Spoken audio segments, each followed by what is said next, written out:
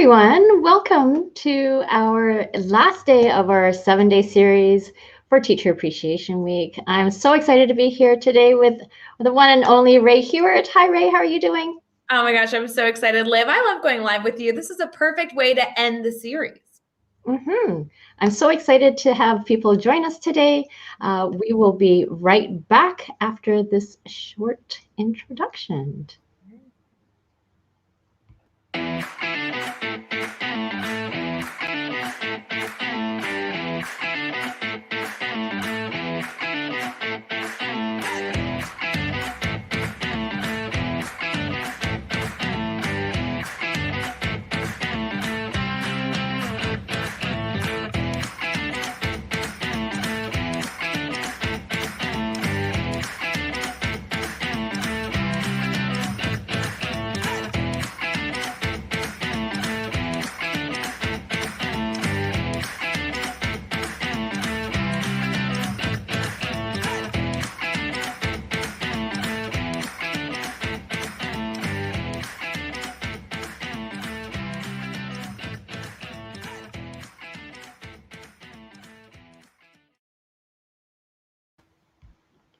Hi, everyone.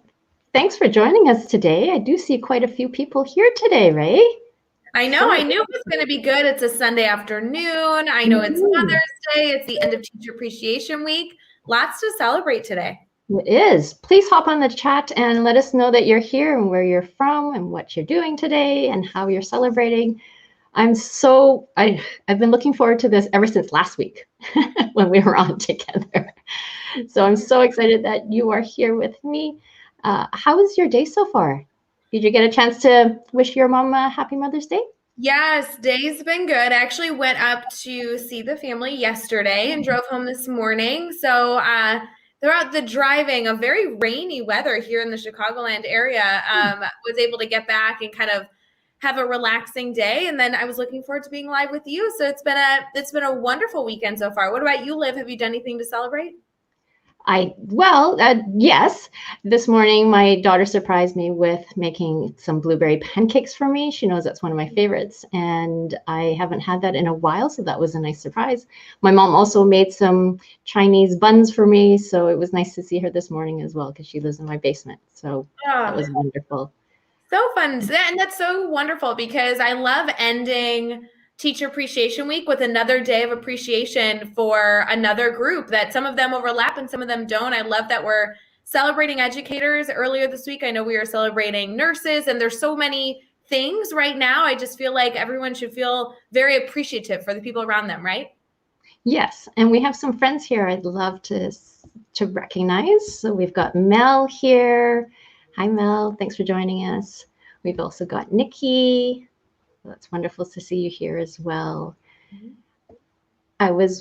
Josh is here too. Hi, Josh. Oh, I don't know if you had a chance to watch yesterday with Maurice. Oh, I honestly felt like I was glued to my phone and just mesmerized by what they were talking about. So awesome. Well, and I mean, Joshua Stamper is not only an incredible educator, but he's so passionate about everything SEL and counseling and everything in between. So to watch him partnered with Teach Better Speakers Network member Maurice Martin, I mean, they were really vibing each other. I love to see that deep discussion. Josh is a legend at asking questions. I was just so awesome. Yeah, and actually that's one of the things I've reached out to Josh a number of times, because I also listen to his podcast, and just the way that he is able to pull all the pieces that's near and dear to his guest's heart is just incredible. I love his interviewing skills. Well, and it's interesting you say that, because I have noticed the exact same thing of everything that Josh does, whether it be the podcast or the way he supports the Teach Better podcasting network or interviews he's done. I really love the art that he has, the skill that he has of questioning and truly understanding people. He definitely does a lot of research before he interviews people. I think it's really impressive. Yes. I was wondering, for you today, what is resting on your heart that you would love to share with us? Oh gosh. I mean, I feel like there's so many things that we could discuss. I know the biggest element of today's live is focusing on not only Teacher Appreciation Week and the incredible work that educators do, but also there was a little bit of a focus of reflection and carrying the right mindset to be successful. I know a lot of the lives that we've been able to do all week have had, really wonderful people talking shop and celebrating educators with this kind of overlying topic that hopefully people in the comments can ask questions about and we can have some rich dialogue about as well. And, I think mindset and reflection was kind of a good idea to end our 7-day series with, because while the Teach Better team is live so frequently, we have so many series going on that we love to support people with. The opportunity to take that information and go do something with it, I think is kind of the following step we're hoping to challenge our network with. I'm excited to talk more about that. We've got Tim here and our good friend Jeff. Boss man. Hi, Jeff. So I'm wondering, for you, what are ways that you find most effective when you're reflecting on the things that are going on with you? Because for you, it's not just reflecting on the classroom, but also professionally. So what are some ways that you reflect that you find the most effective? I know a lot of people that reflect by writing, and I love supporting that medium. I think that that's such a beautiful medium to get things not only on paper and the therapy of writing things down, but also having that stored somewhere to be able to reflect back on your reflection, right? There's so much beauty in that. I've never been one that used that medium, but I know that has been so helpful. I think the majority of my reflection happens when I'm driving to or from a location, right? I don't know how many of you feel like you reflect in the car, but I feel like that's a spot. Or Liv, honestly, getting up in the morning and that morning shower, I feel like I go through all the reflection of the day before in hopes to take some of that advice to hopefully put in my day, that's coming. So I feel like those are the 2 times I usually take some really serious time to reflect.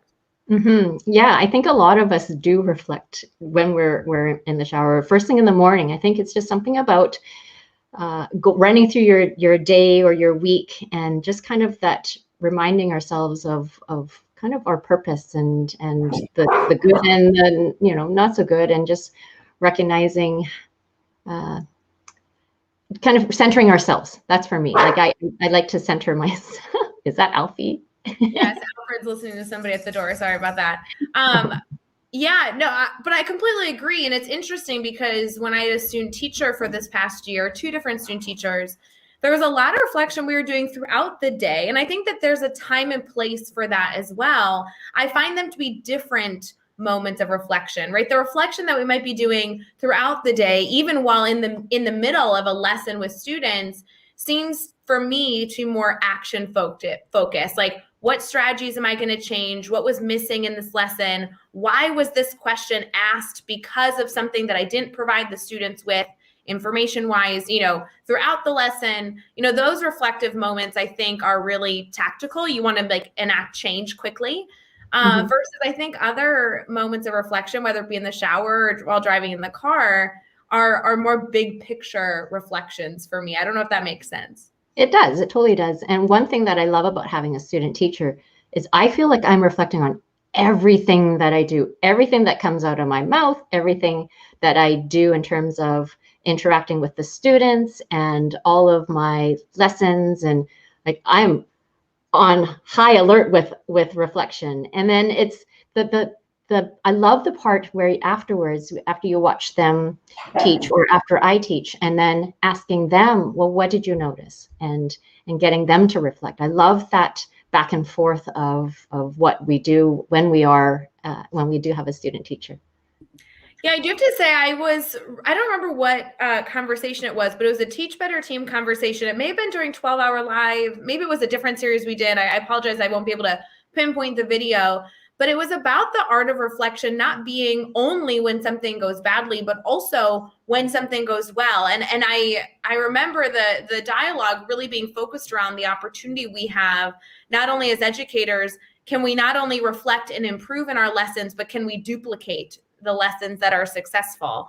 And so I apologize. I'm not giving credit to who we spoke to. I could name 15 people it probably was who gave me this advice in the Teach Better family. But I think that is an additional layer to the art of reflection and wanting to be better, is not only reflecting when things are challenging, right? There's so many conversations with my student teacher around, lessons to be learned, but also the importance of reflecting on the positive days, the wonderful days, and wanting to ensure that those happen again. I think that's been the majority of my reflection in 2021, and especially at the end of 2020, when things were so challenging for so many people. And when you have a good day, wanting to ensure that that good day happened again quite quickly soon, right? Yeah. And just like for our students, right? When we get them to reflect, I always want them to know what their strengths are and what went well so that they keep doing it. Just like when I coach Fringette, if they're doing something well, I want you to know that you're doing that so you keep doing that and building on that. I think that's so important. I think another... Go ahead. Go ahead. It's interesting that my students do goal setting and reflection at the end of every class, every single day. For every time we do math, we do goal setting and reflection. And we use it really with two intentions. One is to identify where we're going to pick up in future working tasks, future learning opportunities. And the other is to ensure that when we pick up that again, that skill, that learning opportunity, what type of supports do we want to put in place in the future for ourselves by either bringing somebody into the conversation or bringing different resources. And so, reflection is a part of everyone's, journey throughout the day, not just teachers, but students, administrators, everything in between. Yes. And Josh is just saying such an important topic. Everyone needs to dedicate more time to reflection. So on that comment, how much time would you say is enough? It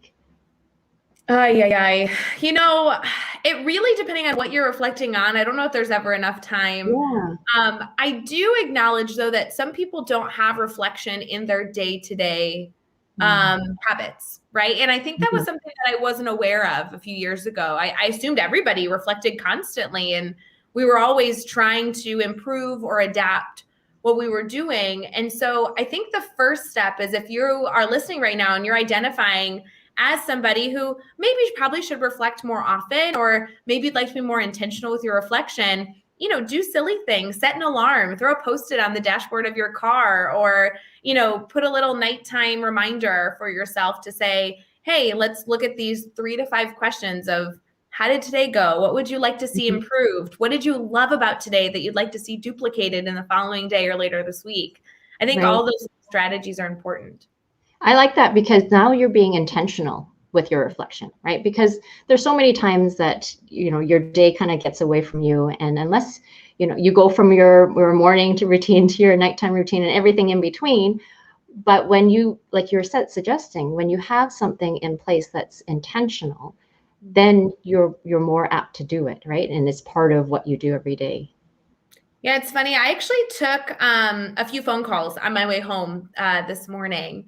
And there are people all over, all over the U.S. And I had a few phone calls driving from Chicago to where I live now in Bloomington Normal, which is about a 2.5 hour drive. And a lot of those phone calls, while they were supposed to be more marketing focused, we were actually talking to a few educators about, projects that they have going on, right? Books or events or things like that, and wanting to ensure that a further audience was able to view their excitement. A lot of that came down to truly reflecting on why we were doing the event or why we were doing the book in general. And I think teachers have the exact same reflection opportunities in their day-to-day lives when they're planning lessons or creating opportunities for their students to learn, is really understanding the why behind something allows you to reflect on if the implementation or the execution is allowing you to meet that why. I talked to so many educators this morning who were discussing with me what they thought they should be doing. And when specifically in these conversations, it was marketing related, but they thought, this is what you're supposed to do.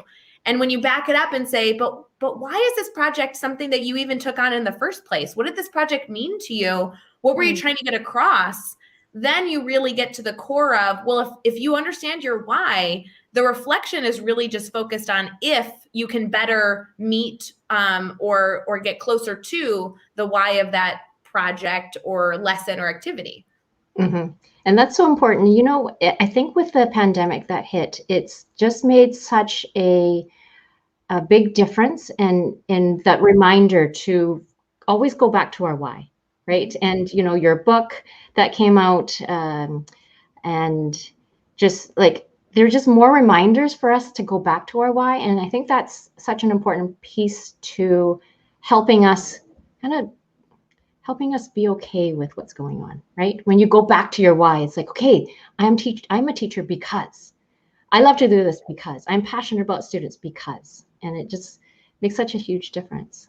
Well, and I think it's interesting you say that, Liv, because I love ensuring that the educators that I'm working with or surrounded by have an understanding of their why. I think that's important as we build better educators, right? Not only Mm-hmm. by surrounding ourselves with people that lift us up, but hopefully by helping those that are also around us. But I think a piece of that we forget is, while we all have whys as educators, why we went into this field, why this was a decision that we decided to take our life in this direction, there's also whys in every single element of your day-to-day life. I mean, when I walk in my classroom, my desk is directly across from my door. Why is that? You know, when I walk into my room tomorrow, all my tables are actually folded up and in the corner, and all my stools are stacked up in the corner. Well, why is that? You know, when I plan my mini lesson tomorrow, why am I even speaking to my students? Why am I giving them this information? You know, I think that was really at the core of even my conversations this morning, is not only understanding your why to pursue better, right? Carry that teach better mindset, but that why exists in each and every moment of your day. And I think that if we better understand not only those big picture whys, but also the small, teeny tiny whys, it allows our content to not only be more manageable, but allows our reflection to be more intentional.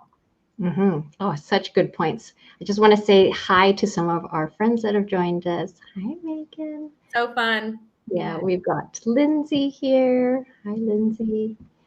And we've got Dawn. I had the most wonderful conversation with her yesterday. Oh, she's wonderful. I love everything that Dawn touches is good. Yeah. So Tim's asking, last question on all my assignments is, what did learning about this mean to you? And that's that kind of, yeah. And I think it, you know, with learning, it is personal, right? Like, there's so much of teachers that we try to, you know, this is what you want them to learn, but it's got to be meaningful for them, just like the PD that we do, right?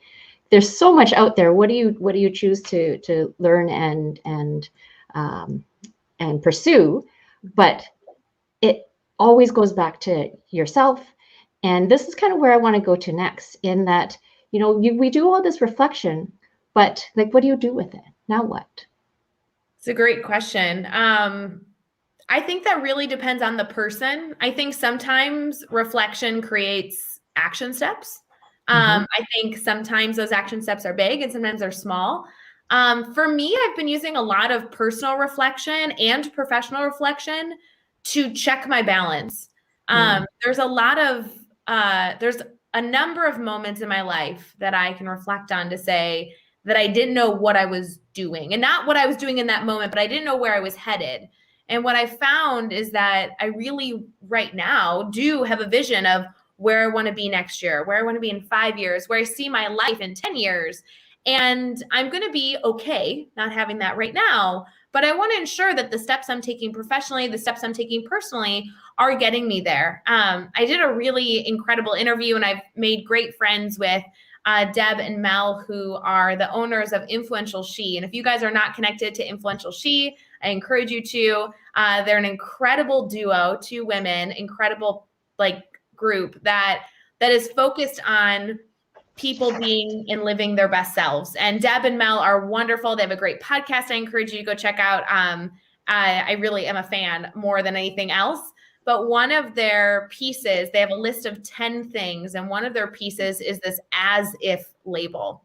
And when I did my podcast interview with them, they focused on the concept of as if.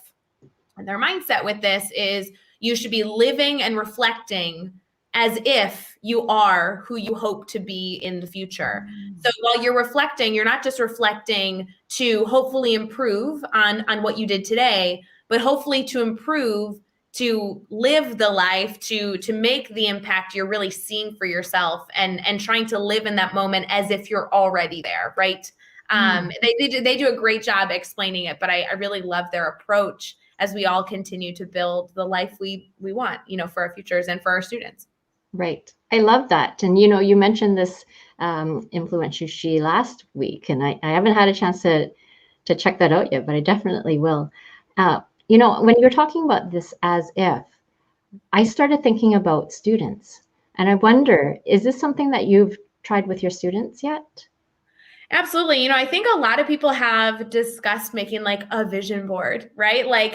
And I never got it. I never understood like what a vision board could do for me. And I think that was because I didn't have a vision. So how can you make a vision board without knowing what you would like to see on it? And so now that I've kind of developed an opinion on this, it's easier to make a vision board. So whether you're cutting out pieces of newspaper, or I did a Pinterest board, and it's a private Pinterest board of things that, I hope to see in my life. I think that activity with students is so positive. I have a lot of students this year. I teach 6th grade math for those of you who are new to the Teach Better family.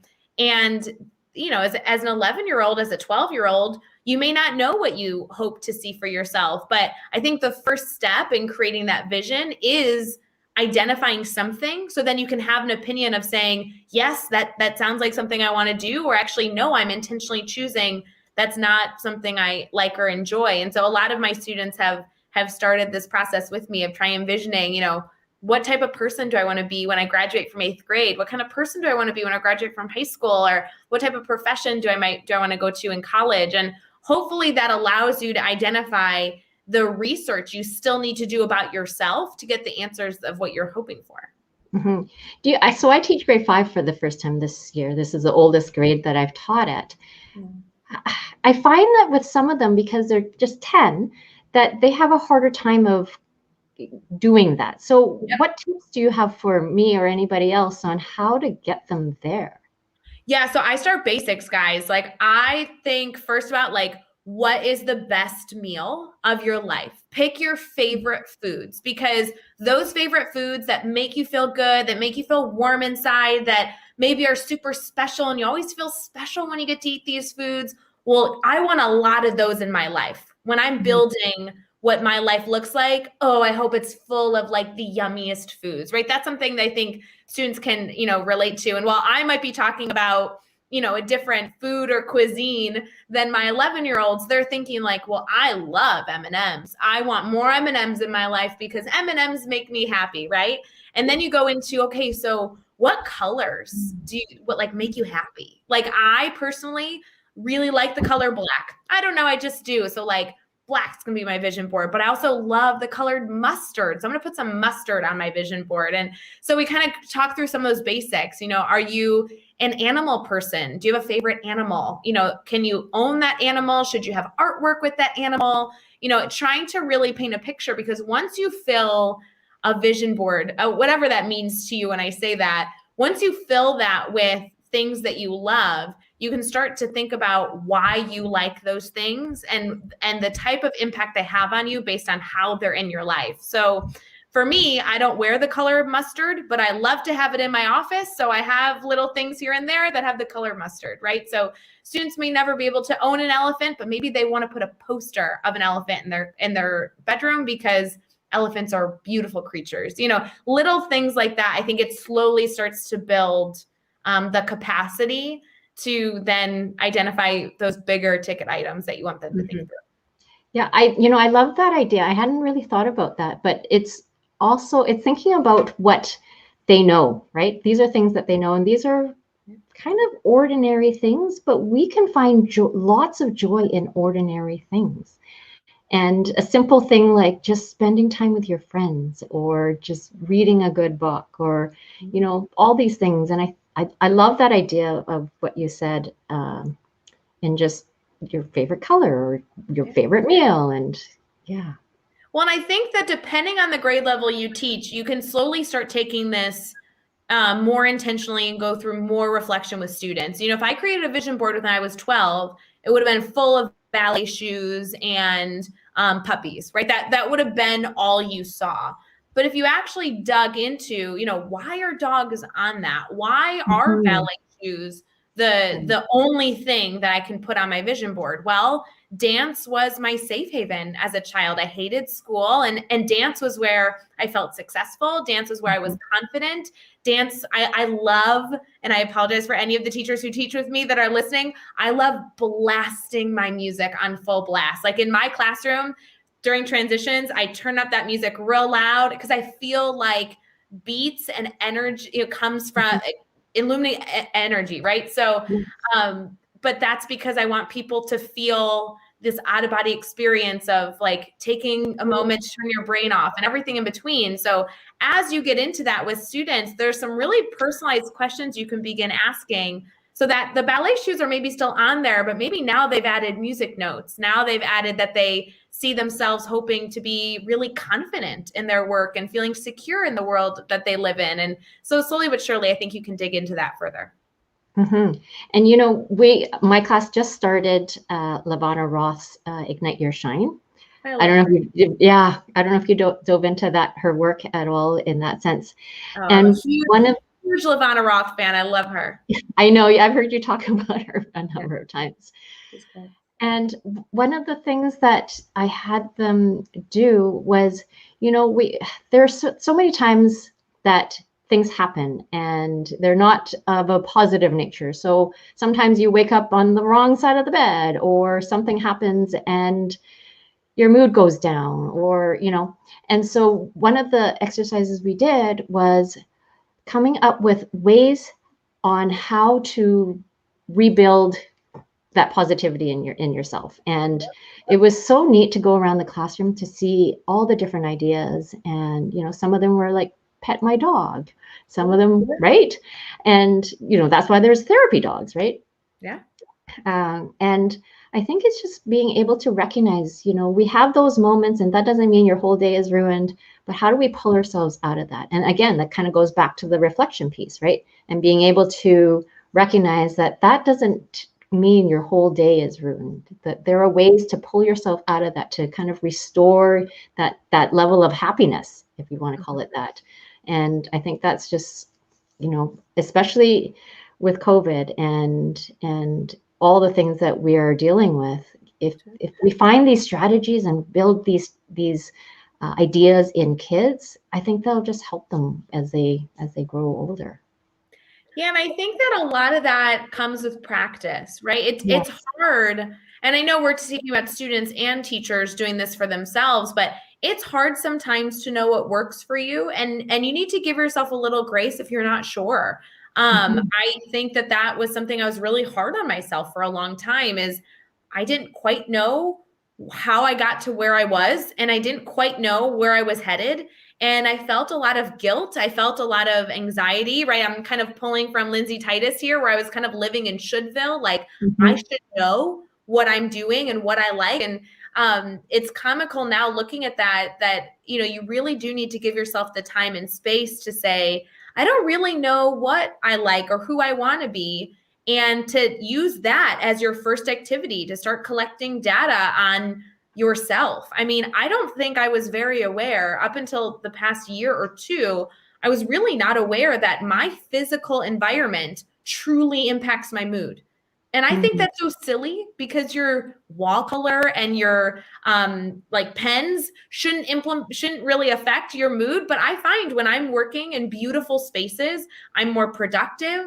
I'm happier. I get more accomplished. And rather than feel shame in that, there's some wonderful element of saying, well, great, now I know it works for me. I should implement more of the opportunities like that to work in beautiful spaces. You know what I mean? Yeah, no, I mean, that makes a lot of sense. I don't know if you know about the Reggio Emilio.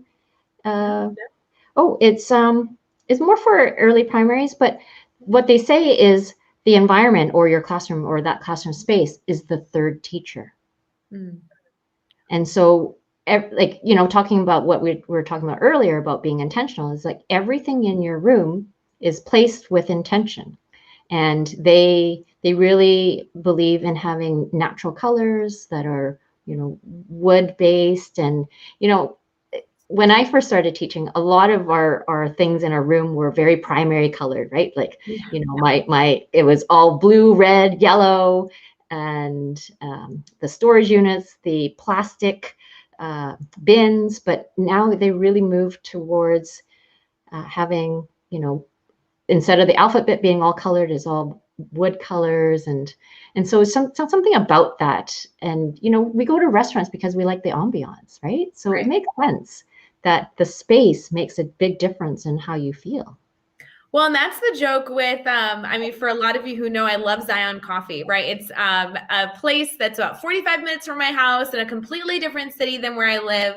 And the only negative of me moving next month is I'm moving far, far away from it. But truly, why do I like it? Yeah, they have good lattes, guys. Definitely go drink up your coffee. But truly, it's because the coffee shop has a beautiful, minimalistic, gorgeous, interior that allows you, I really, for me, it really does give me some great creative juices, right? And it goes back to my classroom. My classroom, if for those of you, I don't know if you guys follow me on Instagram, but I have a massive, massive chalk wall.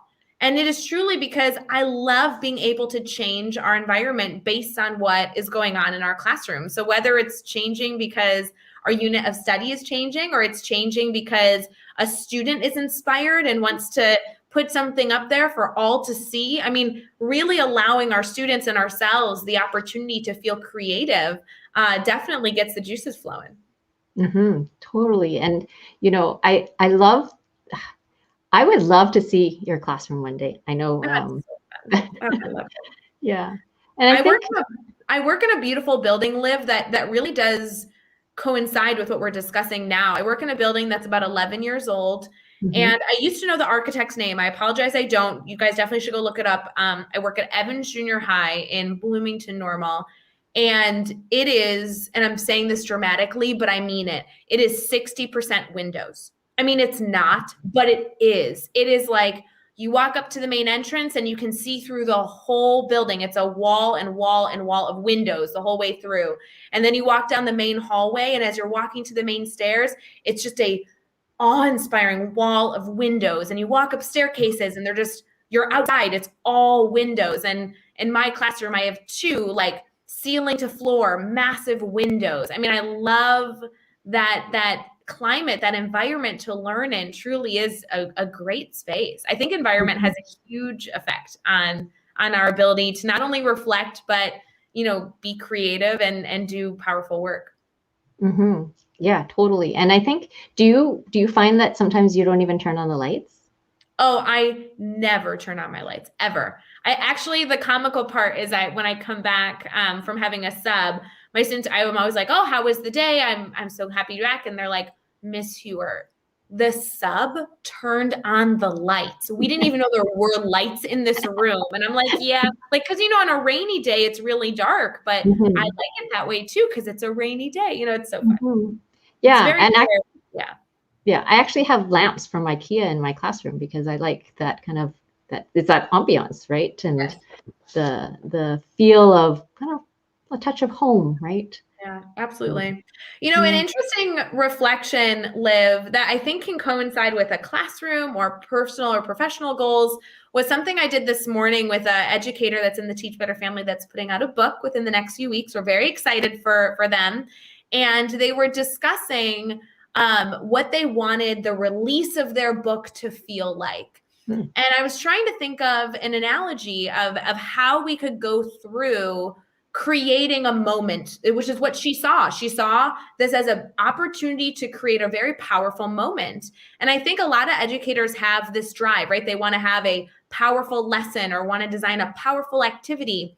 And we went back to really seeing that moment as a party. right? When you're planning a birthday party, a Mother's Day party, a teacher appreciation party, a summer party, you're looking at, what do I want my guests to have before they come to the party? How do I want the experience to be while they're at the party? How do I want to thank them after they leave the party? And that really goes to us thinking through the 5 senses of those that are involved in our project. So whether it's a book launch and you're trying to think of how you can incorporate the 5 senses and the experience of your audience into your planning, or you're planning a mini lesson, a 6 to 8 minute mini lesson in your classroom, really thinking through the preparation of how do I want my audience to begin with me, what I want them to do during the experience, and then when they leave the experience, how will I know I've met my goal? Because that will allow you to truly do some reflection before, during, and after. Mm-hmm. Yeah, when you were talking about that, my heart was going all, I don't know, flitter flatter, because I love the idea that it's the experience, right? And, that's how I see school. School and learning should be an experience. And it's not just a lesson that you're teaching or this concept that you're trying to help them understand. But the more that you can turn it into an experience, I really think that makes the learning that much richer, and it goes into their brain, it goes into their hearts, right? Mm-hmm.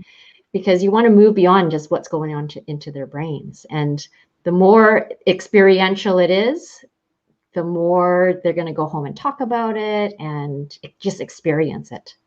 Well, we see the opportunity to create an experience in everyday life. I just worry that some of us don't take advantage of those opportunities. I mean, Liv, you are a prime example of somebody who I know is incredibly, intentional with how you greet people, with making people aware that they're in your thoughts. And that in and of itself, you are, for a moment, no matter how small, creating an experience of walking down the hall and saying good morning to somebody. That is an experience. And every single educator has multiple opportunities throughout their day, throughout 1 hour, where they are a part of an experience that somebody is also experiencing with them. The question is, how much opportunity are you going to take to make those moments magical? And so is it just going to be a head down in your phone, good morning, walking through the hall? Is it going to be an intentional moment where you look up and you put your phone away and you look them straight in the eye and you say, good morning, how was your weekend? I was thinking about you on Sunday and it's so good to see your face. I mean, truly, these are experiences. We could go as dramatic as you carrying around a bouquet of flowers and handing a flower to everybody. These are experiences, and how many we can create and then reflect on to make them better, I think is a powerful opportunity for us all to take on. Oh, completely. And that's something that that's near and dear to my heart, is that every interaction is an opportunity, right? That you can take or not take. Yeah. And like you said, how far do you want to take it, right? Mm-hmm. There's so many ways. I know we do the same thing in teaching our kids how to say hello to each other and whatnot. And there are different levels. And, you can do a simple smile, you can add a wave, you can add a bigger smile, you can add a hi or hello, or it can be emphatic. You can throw in their name. Like, there's so many different levels of just greeting other people. And, I want to go back to the idea that it's really all about the feeling, right? Maya Angelou's quote, right? That people won't remember the other things, it's how you made them feel. And so I think that's just so important to how we interact with other people. And I think it's also about ourselves, right? Because in any kind of interaction, it goes both ways. It's the expressive, but it's, receiving it as well. And how do you feel when you greet somebody in an emphatic way and so happy to see you, right? Mm-hmm. And so I think it's that reciprocal interaction that really fills both people's hearts.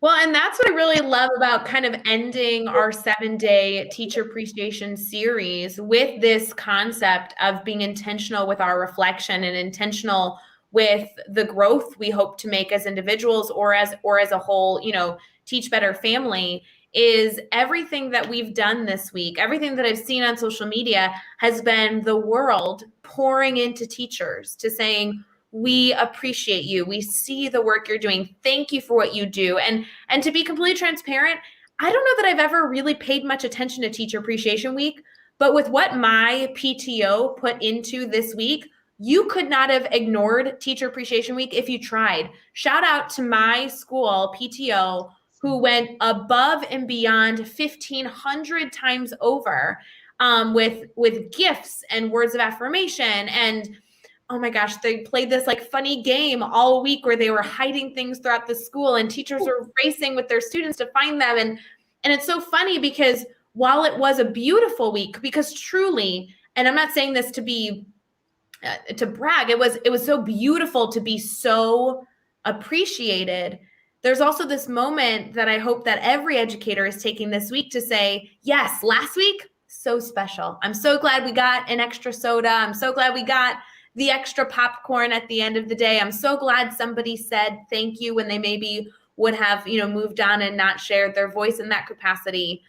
But then next week, like, we can take that same energy and continue to do it for each other. And it doesn't take a free lunch to share your appreciation with those around you. And so, as we kind of get off of this high of an incredible week, I hope that every educator sees this as more than just a week of celebration, but hopefully a reminder for the type of life we could be living every single day all together. Mm-hmm. Yeah, I just want to make reference to Dawn's.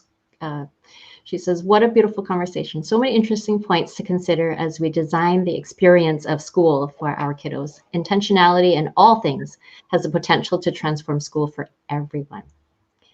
And,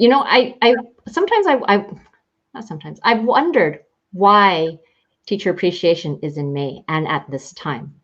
Yeah. And, it's always a thing about these special events or special days. And just the reminder that it's not just this week, right? That it's always. And I think, it can go a really long way when we appreciate each other, right? Because we work so hard, and it's one thing to be appreciated by your students and your parents and your parent community and your admin, but there is something about the appreciation for each other, because we work so hard to support the students.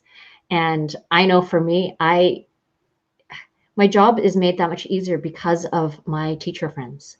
The way that they listen, the way they support. And, this year I'm at a new school and teaching a brand new grade. And the number of times I'll find something in my box that's, something that they're doing, I'm like, oh, awesome. Something that I can incorporate as well. And just that sharing, and it just warms my heart. So. And I think a lot of this really comes down to a few different groups of reflection and growth and appreciation. It really comes down to, how are you reflecting on your own actions to impact others? How are you reflecting on your own choices to better support yourself? And how are you, supporting those around you? I think that each one of us can do so much reflection in these areas. And if we put it into a habit, whether it be, like I said earlier, a reminder on your phone that's set daily, or a post-it on your dashboard when you get in your car, but something that really allows us to say, okay, I'm going to intentionally reflect on the choices that I made today, both for myself and those around me, and continue to challenge myself to elevate the work I'm doing. It's important. Mm-hmm. Yeah. So I see that Danielle's here. Happy Mother's Day. And Jillian's here as well. It's nice to see you all. I'm wondering if there is something else that's on your heart that you would like to share in terms of reflection and learning and the Teach Better mindset. That's one thing that I really glommed onto for when I first met all of you, is just that idea that, you're better today than you were yesterday and better tomorrow than you were today. I'm wondering if you would like to speak to that. Yeah, the Teach Better mindset is something that I hope each and every one of us strives to emulate. And you're not perfect every single day. And sometimes you don't make growth, and that's just the reality of life. But striving to be better today than you were yesterday, and striving to be better today or better tomorrow than you were today, is really just truly a mindset. And it's a mindset that you can choose to carry or choose not to carry. But if we all work together, it can really lead to some powerful impact. At the Teach Better conference for 2019, which, guys, I don't know about any of you, but that feels like 15 years ago. And it was only in 2019 in November. I just literally cannot believe it was in 2019 at the very end of the year. We were each able to have a moment to speak to the audience. You know, Jeff, Chad, and I were all able kind of throughout the 3-day experience to say, okay, what message do we want to share? And Chad did a beautiful job. He was so funny. He went on and on kind of about like where Teach Better came from and where it is now, where it's going. And geez, at the time in 2019, I don't think we even knew, but he was so funny. He really just emulated like, what is Teach Better all about? Teach Better is about family. Teach Better is about being progressive. Teach Better is about reflecting and challenging our thinking to be better and reach all of our students. It was a really great mindset. And Jeff did an incredible ending keynote. It was the very end of this experience, and people were truly immersed in just learning opportunities and family. I mean, truly, that was like the best 4 days of my life. But at the very, very end, he gave everybody in the entire room, this is like the entire ballroom, a note. They were going to write a letter to themselves that we mailed out to everybody a few months later. And it was them writing a note to their future self, discussing, you know, what did you want to implement from this conference, and did you? And what do you hope to see for yourself when you get this letter 2-3 months? Will you be different? You know, what do you want to share with yourself as a reminder of this powerful time? And for me, I was like, well, how do you compete with those, right? Like, those are such beautiful ways to open and close an event. And I really struggled trying to figure out, you know, how in the middle of this experience, how do you share something valuable? Especially doesn't even count all the speakers that were there sharing all the value. And my message ended up being about all the hard stuff. And if you're listening right now, I'd love to hear your thoughts. I know a lot of our Teach Better network has grown. Most of you weren't at the Teach Better conference in 2019, but I went through kind of the reflection I did on the plane on my way to Ohio was, what have they not heard? And what I discovered is that our attendees had not heard about all the hard stuff, all the things that get in your way from being reflective, all the things that get in your way from implementing that new tech tool or taking the 5 senses and putting them into your next lesson. And as we reflect on those hurdles, right? The game of comparison, judgment from others, access to resources, family, and life. I mean, these are things that get in the way of us, you know, pursuing more often than not. And the message really came down to surrounding yourself with a network that was going to allow you to vent when you needed to vent, that was going to cheer you on when you were doing something incredible, and that were dedicated to reflecting with you when you needed to think back on what you've done to hopefully be better in the future. And I find that so many of us, when we get stressed or overworked, choose to not spend time on Twitter, choose to not open Instagram, choose to, you know, put away our phones. And I find it comical because a lot of us work really hard to build a network and make connections. And yet so many of us say, but Ray, when life gets hard, what do you do when? But what about when? And, you know, you don't just have a network when life is great. You have a network when things are tough and life gets hard. And so they shouldn't be the first people that you put to the side. They should be the people that you turn to reflect and to get inspiration, motivation, support, and connections from. So I think, to me, when it comes to reflection and goal setting, it really comes to building a network around you to ensure that you have support in those areas when you're ready to take them on, if that makes sense. Oh, totally. And I think I'm not the only one, but I think since the pandemic hit and, you know, just watching the Teach Better family grow, I really believe that that's how people feel now. that the family that we have here are the people that the first people you go to, right? Being part of the admin mastermind and being connected to a lot of different people. It's, sure, you always go to your family, but we are family now. And the number of times that I've seen people in our Voxer groups just, really be open and honest about something that they're struggling with. And then everybody just wraps their arm around them and just pours into them and send meals or just heartwarming texts or just whatever it is, a funny gif or whatever it is, right? And I think it's the more that you see that, the more you kind of start to realize this is family. We are here for each other. And that, I think it was Maurice yesterday saying that, like you were saying, sometimes you stop doing these things.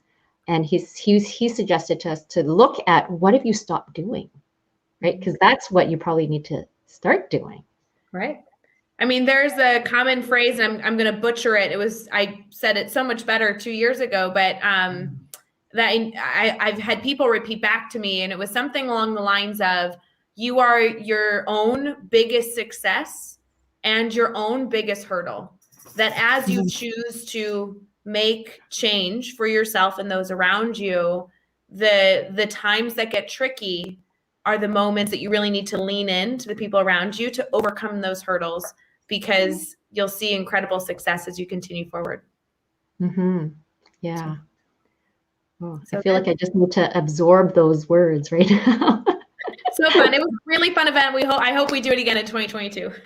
Yes, me too. And I was talking to Suzanne Daly this morning, and she was talking about the conference, and just hearing her stories, I felt like I was partly there, and it was just having her relive certain parts of it it just sounds like such an incredible event. And I cannot wait until I go to the next conference to meet everybody. That's top of my bucket list. It will happen. It will all make it happen somehow. We all just want to make sure we can do it in a very safe way. And so it'll happen someday. But hopefully until then, people can continue to build relationships and continue to build friends and advocates and everything else virtually, because it's just so funny every time an educator says, oh, it's so hard to build relationships online. I have a beautiful reminder to say, well, actually, the Teach Better family was purely built online, and yet we really can form a family. And so I challenge you all to embrace those family members, whether they're physically with you or not. Mm-hmm. We just got a comment come in. It says, the discovery of the Teach Better team helped me to stay in teaching another year because the messages that come from Teach Better team complements my why in teacher. I want to be better like all of you. And, I think I really want to recognize how this feels like a family because of everybody's investment in it, right? Yeah. And we wouldn't feel like a family if we were all individual and doing our own thing. And I love the part about how we celebrate each other and we support each other when things aren't going so well. And I've had a number of people share that it's because they're connected that it's like just enough to kind of hold them above water or help them tread water or whatever the case is. And, I think I speak hopefully on behalf of many people to say, thank you, Ray, and, Chad and Jeff and the whole Teach Better team for your support of all of us. And, I think about 14 months ago when the pandemic hit and how much we've all grown, right? Because we're here together. And I just want to say, everybody that I'm connected with, I just so appreciate you all. Like, all of you have such a warm place in my heart. And anytime we connect, it's just something that makes me feel very happy inside. And so I just appreciate all teachers, all educators, administrators, everybody that we're connected to. So fun. I completely agree. I love that, Liv. What a great way to wrap up our 7-day live series, right? I know that we as a Teach Better team are doing so many things and life is so busy and it's never ending, but this was just such a beautiful way to wrap up a 7-day series sharing our appreciation for educators across the world. It's so fun. So fun. Mm-hmm. Is there anything else that we need to tell our listeners? Let's see. Hey guys, don't forget that this coming week we have still a lot going on. Although the 7-day series is over, we obviously have our normal live events. Like we have Mastermind on Tuesdays. If you want to find out more about that, that's at teachbetter.com/mastermind. We have our brain break going on. We have our last session of Focus on the Focus, which is with Dave and Caitlin. They're doing a very cool Q&A this week. So if you have missed any of their sessions, it's still worth tuning in. I know they took this week off because of all the lives we were already doing, but I'm excited for that Q&A where they're bringing in some friends to continue to have that conversation. We also obviously have Mastery Chat, which is transitioning right now into #TeachBetterChat. You can find out more about that at teachbetter.com/masterychat. There's so many details there. We are making the official switch on May 20th to the new format. So we still have a few more sessions with our Mastery Chat format, but we are using both hashtags, right? Practice makes perfect. There's a lot going on. And so we'll be slowly transitioning from #Mastery Chat on Thursday nights at 7 o'clock. Is it 7 o'clock Central, 8 o'clock Eastern? Yeah, that's Pacific. Yep. And then we'll be transitioning to #TeachBetterChat over on Twitter at the exact same time.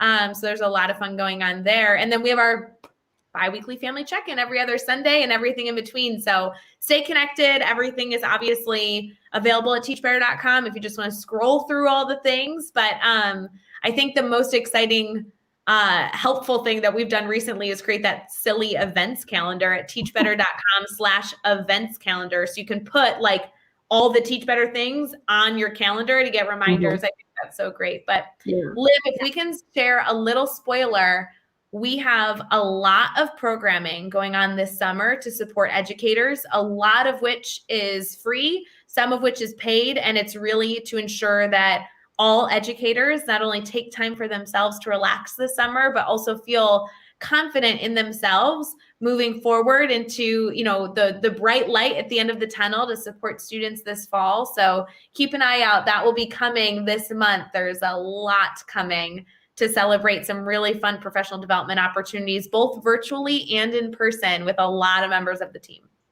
So exciting. So much going on. I love it. I love it. Oh, we didn't even mention the free PD giveaways going on until the end of next week.